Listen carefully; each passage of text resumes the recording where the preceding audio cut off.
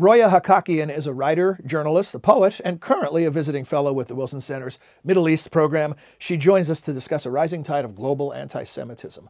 Why now? Because I think we have been very alarmed in reaction to the most recent war in Gaza, between Gaza and Israel.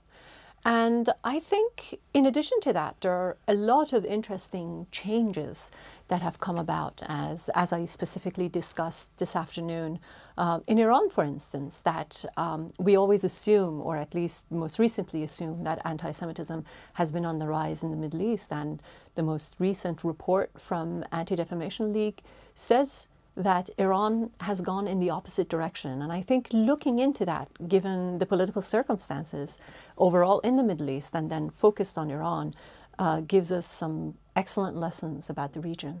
That is a fascinating notion. A country that has an official anti-Israel holiday, yes, that has had its leadership deny the Holocaust, yes, that is building a nuclear program that many see as a direct threat to Israel, that supports Hezbollah. It's such a contradiction. How do you explain it? Whose president officially said that he wishes to wipe Israel off the map of the world. Exactly. So it's a very interesting perspective and a unique one to look at Iran through this perspective, as opposed to the tired one being the nuclear one. I think that it's, for the most part, the people's reaction or disenchantment formulated as doing the exact opposite of what the government is recommending, which is to be anti-Israel. So it's not just that leadership is out of step with the populace. You think it's a direct rebellion as well? Absolutely. I think these rebellions in Iran manifest themselves in a variety of ways. I pointed to a report by Timothy Garton Ash about a decade ago in the New York Review of Books, where you assume by looking at the people being veiled, at women being under Islamic uniform, at the regime being the only theocracy running in the world at the moment. Mm-hmm. And you assume that, people's sexualities are extremely repressed, whereas Ash reported that he was being invited to orgies in Tehran, which is incredibly unheard of.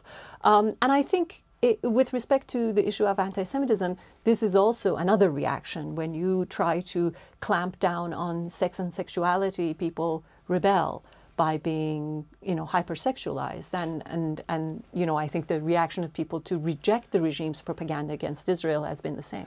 Beyond the big picture, your own personal experience growing up Jewish in Iran, what did you observe on the anecdotal level that informs your research? One of the best stories I captured in my memoir, which was released 10, 12 years ago. And well received. Well received. I say about it that I wasn't executed after it came out, which to me is good news. I recount an episode in high school when bathrooms were segregated for Muslim students and non-Muslim students. And I'm sure in America this reeks of racism. We remember whites-only bathrooms, mm-hmm, and as Americans, and then colored people's bathrooms. And this happened in my lifetime when I was in high school in Iran. But in response, what was astonishing and really moving, especially when I was looking back from the perspective of 20 plus years, the kids in the school didn't abide by the rules. And we crisscrossed between the bathrooms. And as much as the administration and the school officials wanted us to honor the separation, my classmates didn't. Did they sort of turn the other cheek, or did they attempt to enforce the rules?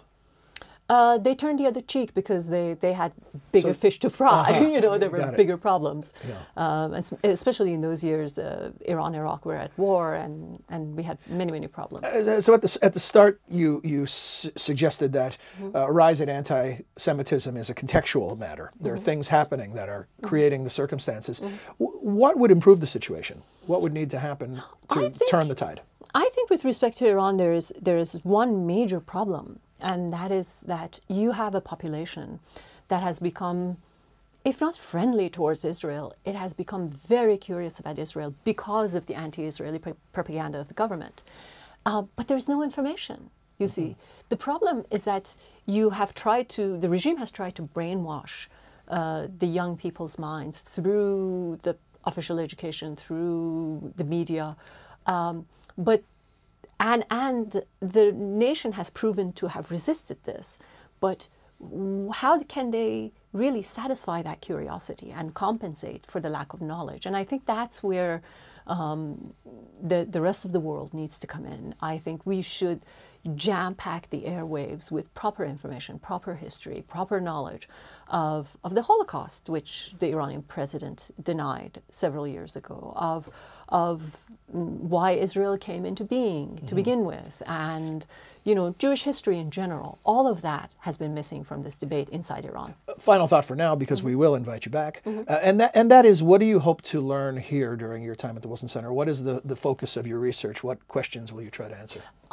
I want I want to give everybody a break from the nuclear discussion, because I think it has become an exhausted and useless subject as far as informing. But it's not going to go away. Us. It's not going to go away, I know. But I want to at least create another perspective that, in my view, is far more illuminating about what goes on in Iran than anything else. And that's the view of religious minorities, and namely the Jewish community.